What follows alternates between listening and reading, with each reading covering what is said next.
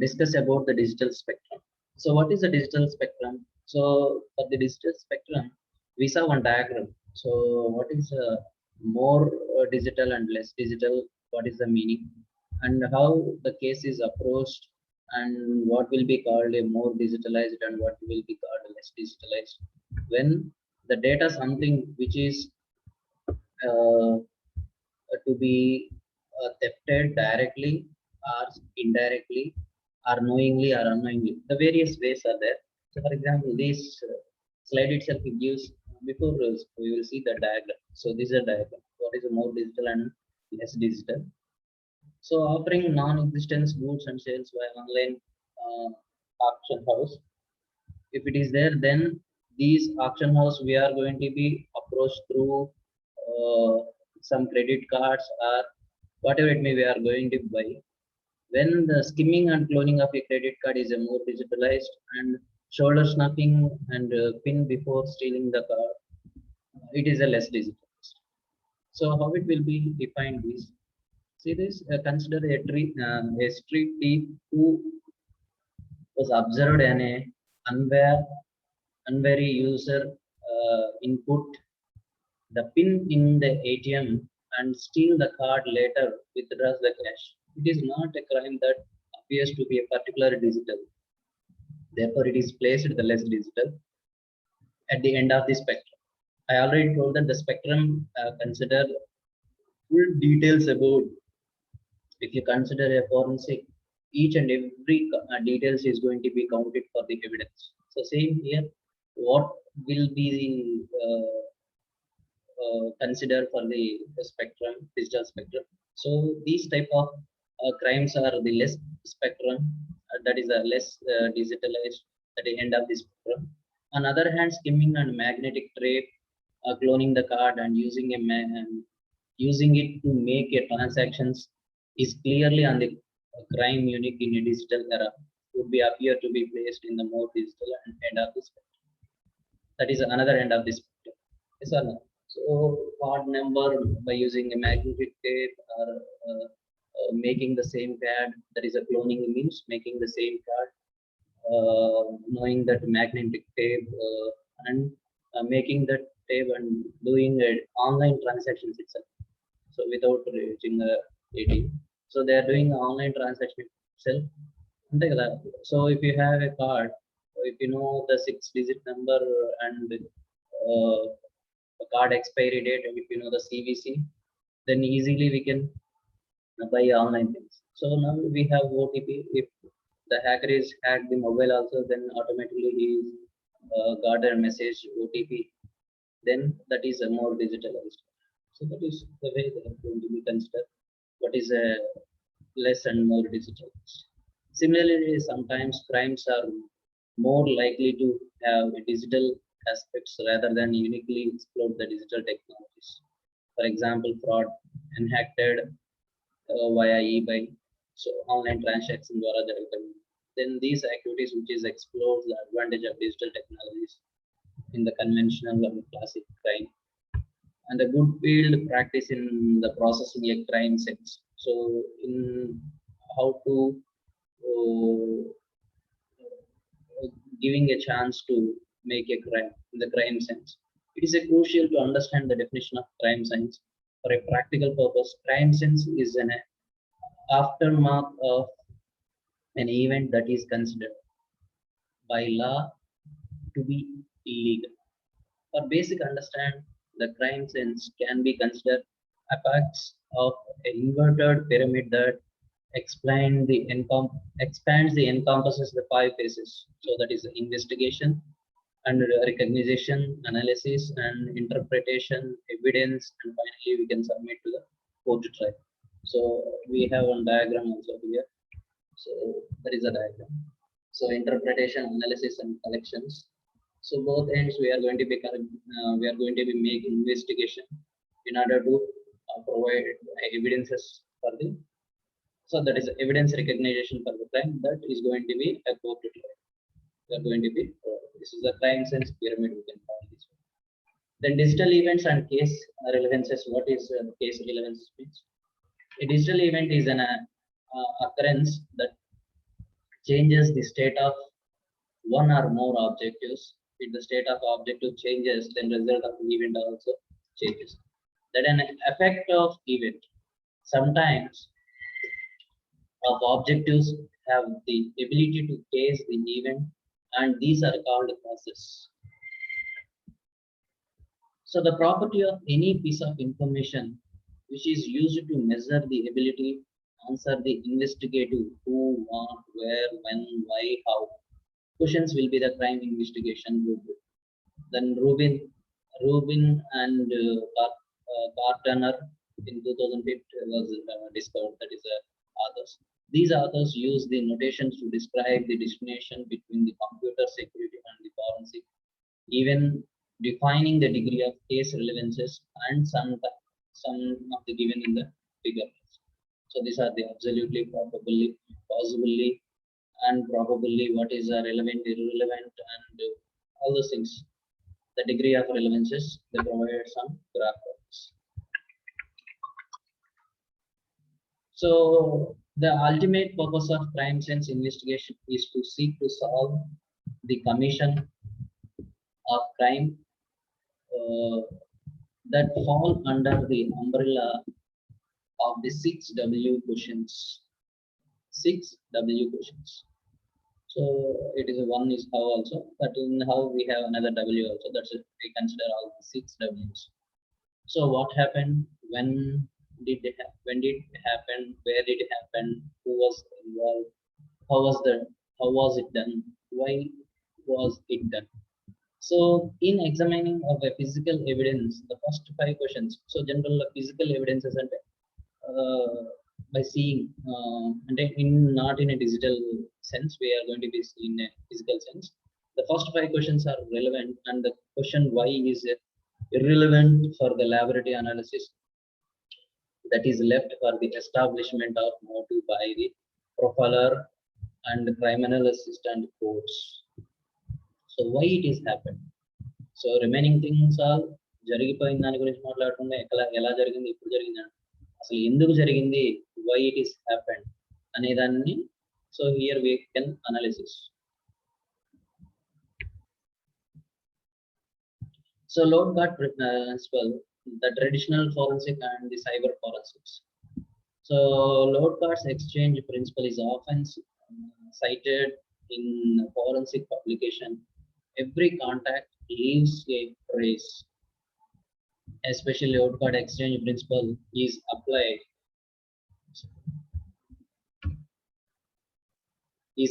to crime scenes in which the perpetrators of a crime comes into a contact with the sense. The perpetrator will both bring sometimes to the sense and leaves with some things from the sense. In the cyber world, the perpetrators may have may or may not come in a physical contact with the crime sense. That is brings to new fact to crime sense analysis. In general, if you talk about something is murder is happened, something is happened, then the person is going to be meet the person and he is going to be killed or something. Physical evidences, maybe we can find it a footprints, we may find it some evidences, or we may find some knife over there, we may some gun or some physical evidences we collect. But in a digital era, we don't find this stuff. So this is another new fact for this crime analysis. So according to the world of forensic science, Lodgart publications make the mentions an exchange principle. Although he did make the observation, so it will set possible to that is a meaning some different line. So that is a meaning is it is impossible for a criminal to act, especially consider the intensity of a crime without leaving the trace of his presence. So this is the meaning of this publication. The meaning of this exchange principle is this: it is possible for criminal to act, especially consider the intensity of a crime without leaving a trace of his presence. So అంతే కదా, crime చేయాలనుకున్న వాళ్ళు is going to be see that what are the ways he can do the crime and without knowledge of others. So if anything, general గా చెప్పుకుంటాం కదా, ఎంత పెద్ద వాడైనా ఏదో ఒక చిన్న క్లూని మిస్ చేస్తారని, same way we can talk about this one also.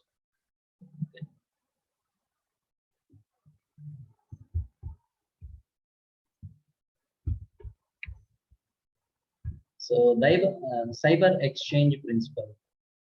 So have you heard this word artifacts? ఎక్కడైనా విన్నారా? Artifacts.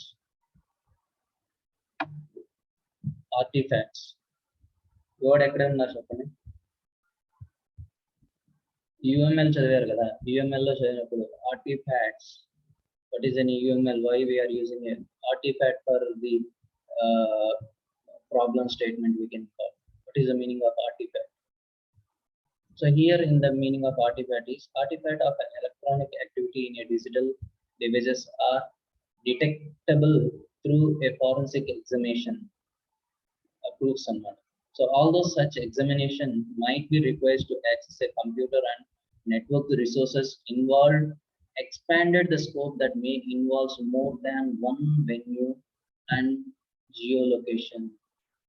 So this is JACO and Bay in 2012, they are published this one, cyber exchange principle. So artifacts means some, for example, if you are drawing the use case diagram for one system, if we use the whole overall information, same way here artifacts of an electronic activity in a digital devices are detectable through forensic examination. Although such examinations might be require access to computer and network resources involving expanded scope that may involve more than one venue or geolocation. అంటే కదా, general గా call trace చేసేటప్పుడు if he is a good hacker, the call may sometimes come from one tower and automatically change to some other tower. He is moving very fast in tower location, access point to faster mode. Sometimes he is talking from near, sometimes he is talking from, I think in one of the movie Veenadu, we may saw that he is making a call to the person, policeman, and the policeman is asking what is the call. He simply said that he is a very good network changer. So sometimes he is calling from Punjab, sometimes he is calling from various places, sometimes even if he is calling from other country also. But the position of the person is same and the location is automatically. That is, so many things are going to be involved while we are examining these evidences. So for this, we are going to be use the computers and the network forensics. Network resources are expanded to scope that may involve more than one venue or a geolocation. So the load card exchange principle does apply to the cybercrime involving a computer networks such as identity theft, electronic bank fraud, or denial of service attacks. Even if the perspector does not physically come in contact with the crime scene, although the prospector may make a virtual contact with the crime scene through use of a proxy mission, we believe he will still leave his trace and the digital evidence will exist. Something evidence should find it for.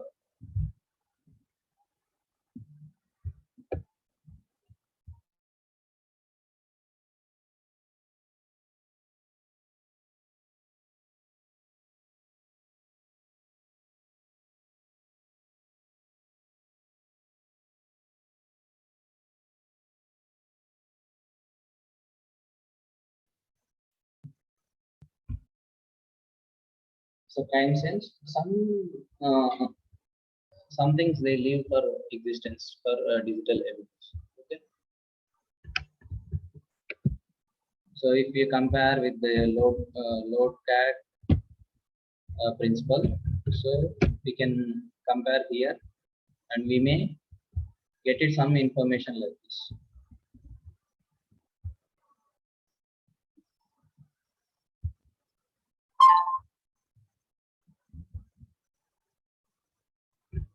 So we like this one. So breaking apart of the principle into its parts and analyzing the application of load card exchange principle, one has to be exact. 1 second, something letter is missing, I think so. Else estimated or estimated. So I have book, I will see that.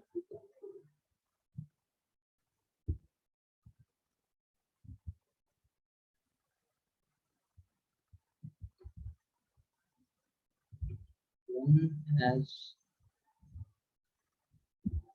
one has to determine. So,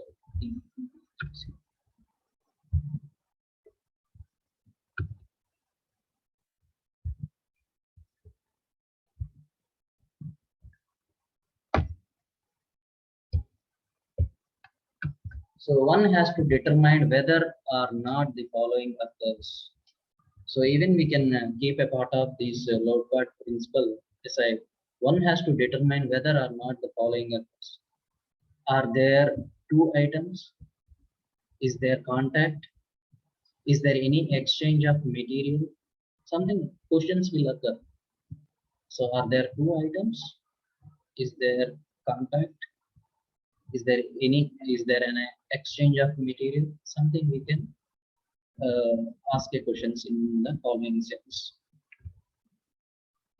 To illustrate the application of load cost exchange principle to a cybercrime, we'll take an example of identify the theft where someone's identity is stolen and the prospector intends to use the stolen information for criminal gain.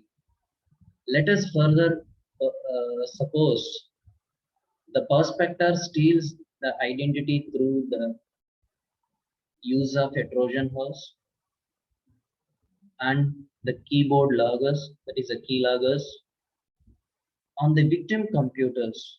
So the prospector may steal the information, personal information. So these are the things we design the last unit. What are the tools are used for making a cybercrime? So maybe through the virus, maybe find so through some keyloggers and spywares, they are going to be getting information. So any of these tools are Trojan horse. The prospector may steal the information from the victim computer. One could contended that during this type of cybercrime, load class exchange principle does not apply. So maybe, for example, if virus is attacked, so what we have to protect. So something, see this type of crimes was happened. These load card low cards exchange principle does not apply. So the information sometimes the application may not be applied for this. This is an example. The retinol is that because the human is not retinol. What is the meaning? Can anyone? Basis.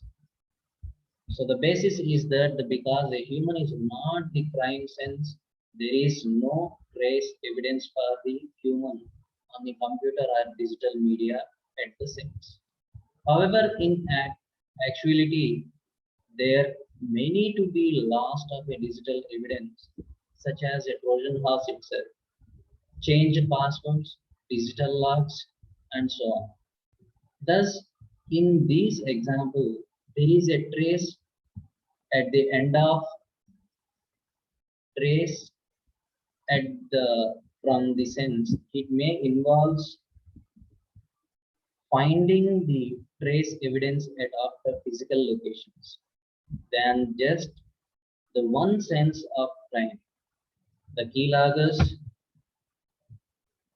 The keyloggers would be added to the software or hardware or both. But both the cases, it remains behind for an investigator to discover. This examination typically involves the bits and bytes of information.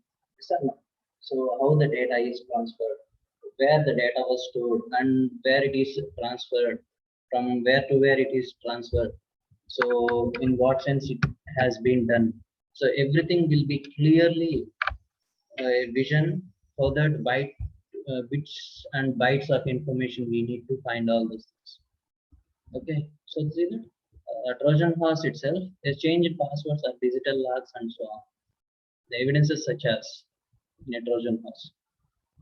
Thus, in this example, there is a trace and from the sense, and may involve finding the trace evidence after a physical location just in one sense of the crime. The keyloggers would be added to a software or hardware or both. These are the, in a basic sense, we can talk about these digital forms. After acquiring the data must be relevant or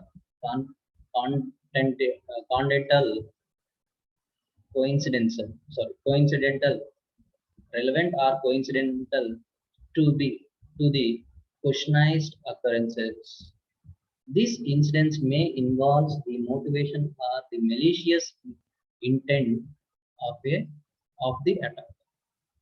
Malicious intent of the attacker. So while we are finding the data, we need to collect all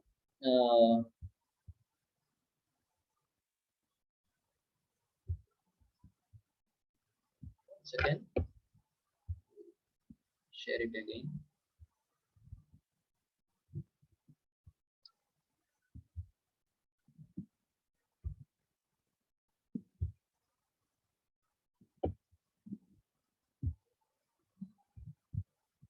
After acquiring, the data must be relevant or coincidental to be questioned occurred. And some data is occurred. So data oriented, we may have some questionnaires.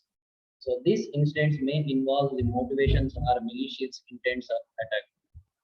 This intent may be the information component or a human component.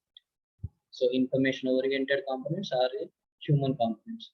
It requires the skills, knowledge, and ability of investigator in the process of unrelieving the truth. So in order to relieving the truth, so we need some relevant and irrelevant information. So by this, the investigator may have asked the questions. జనరల్గా చూస్తాను కదా investigation చేసేటప్పుడు ఇది ఎలా జరిగింది, ఇక్కడ ఎందుకు ఉంది, ఇది ఎప్పుడు వచ్చింది, ఎలా వస్తుంది, ఇక్కడికి ఎలా వచ్చింది, అక్కడికి ఎలా వెళ్ళింది, సమ్ క్వశ్చనరీస్ వస్తాయి. So same questionnaires in order to unrelieving the truth. The incident and the response time have inverse relationship. Incident and the response time has inverse relationship. So severity, severity and the number of attacks are high when compared to the early years.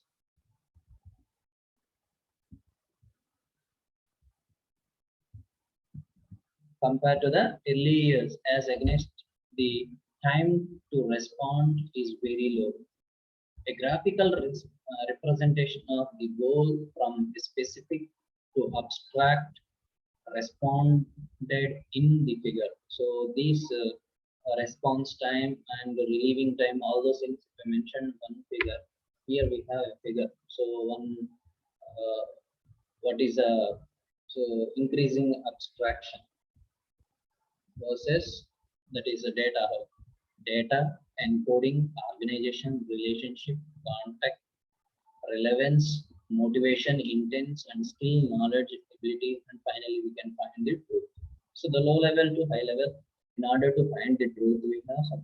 So for this, what the meaning of this means? Goal of cybercrime forensic. So these are. So here, up to here the cyber exchange principle. Here the goal. So the purpose is to find the truth. So slide out misleading. Sorry.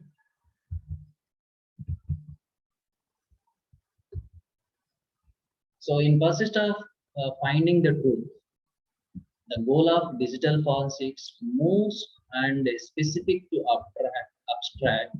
This can be acquiring. This needs the evidence from the storage media, from the data or information. This information could be represented inside the media as an encoding, that is an ASCII or binary, whatever it may be. ASCII codes can be binary code. Through anywhere we are going to be encoding as an encoded data.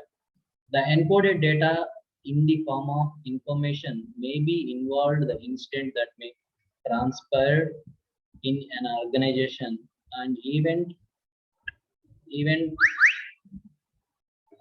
reconstruction needed to be on the timeline basis. The correlation of the relationship between the events must be established in a specific context, example, an unauthorized explorers. So after acquiring these data must be relevant or coincidental to be questioned or correct. These incidents may involve the motivation of the malicious intents of the attacker. The attack. The intent may be information component or a human component. So it requires the skills, knowledge, ability to investigate. So as we talked about, so when the investigator is investigating on the data, so in order to reveal relieving the truth, so they may have different questionnaires. So the incident's response time is inverse proportion to relationship.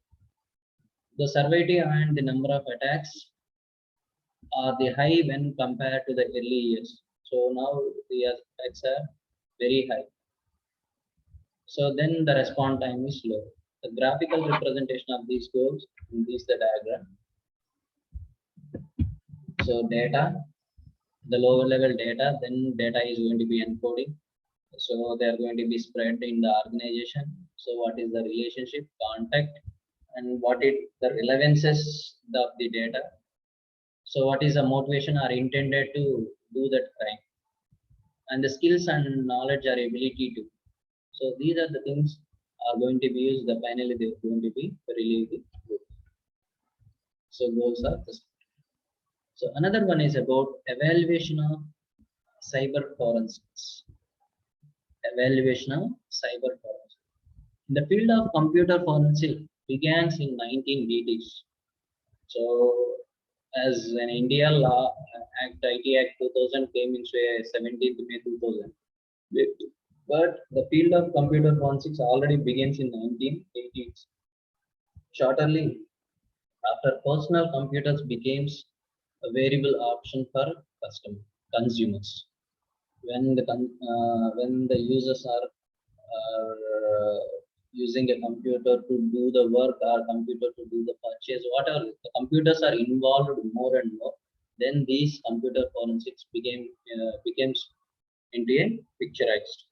In 1984, an FBI program was created. So that is FBI and um, Federal Bureau of Investigation program was created in 1984. So 1980s, the computer forensics begins. So in order to find this one, they created one FBI program was created. Known it is time as the Magnetic Media Program, and it now known as the Computer Analysis and Response Team (CART), Computer Analysis and Response Team.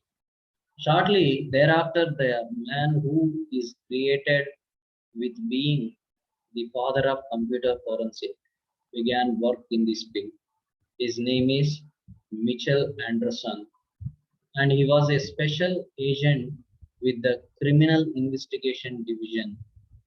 Anderson worked for an American government until mid 1990s.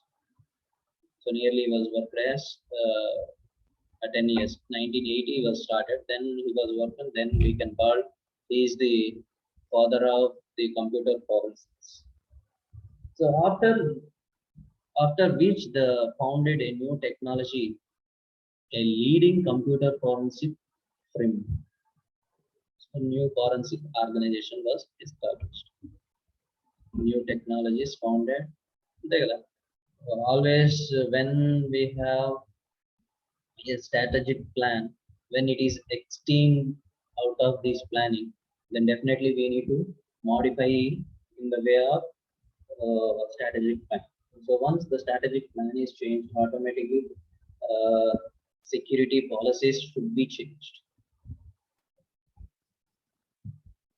So that was the evaluation of cyber forensic. So initially that 1980s, the computer forensic begins. FBI was created in 1984. So the person who is worked for this in the first time, uh, person name is Mitchell Anderson. He was the father of this computer.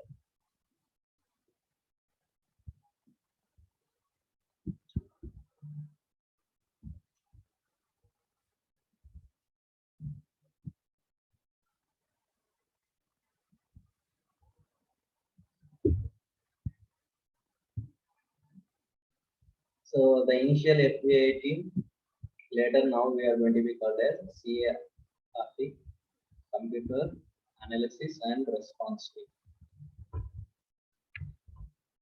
Small topics. Another one is about emergence of cyber forensic investigation agencies. Emerging of cyber forensic investigation agencies. A meeting held in 1988 in Oregon led to the formation of International Association of Computer Investigation Specialists, that is IACIS. So the meeting held. So generally, worldwide World Health Organization, some overall world is going to be talked in the way the 1988 the meeting was held in order to make this IACIS. Shortly after that, the first classes were held. The train, that is a seen computer evidence recovery specialist. The computer forensics timeline is illustrated in the figure 4.0. We'll show you later. That is in the next slide. And it was represented in the evaluation of digital forensics domain, such as various things are there that we will discuss in tomorrow's class. So after this today's class, do you have any doubts so far? Any doubts?